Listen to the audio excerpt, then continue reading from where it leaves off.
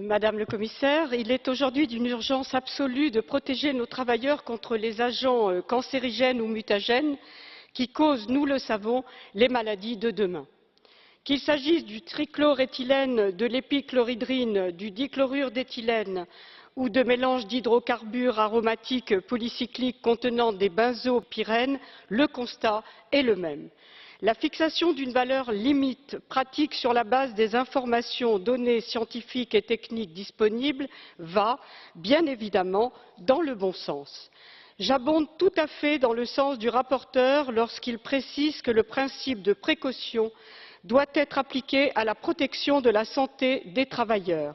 Il suffit d'ailleurs de s'appuyer sur la directive 2004/37/CE et sur l'article 191 du traité sur le fonctionnement de l'Union européenne.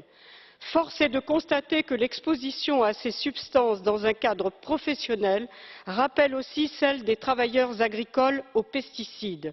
Exposition aux pesticides bien réelle et semble-t-il trop souvent laissée de côté.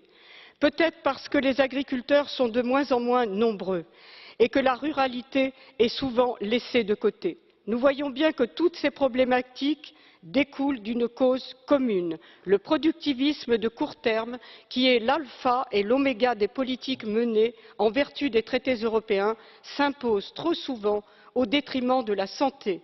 Cela, mes chers collègues, ne peut plus durer. L'impératif européen de compétitivité place nos travailleurs sous la menace permanente de la délocalisation. Pourquoi? Parce qu'ils sont en concurrence avec les travailleurs de Chine, d'Asie du Sud-Est ou du sous-continent indien, dont les conditions de travail font souvent frémir. Comme le rappelle le rapporteur lui-même, le cancer reste la cause première de mortalité liée au travail au sein même de l'Union européenne. Alors, je le dis, notre rôle d'élu est de protéger la santé des travailleurs. L'économie doit être au service de l'homme et non l'inverse.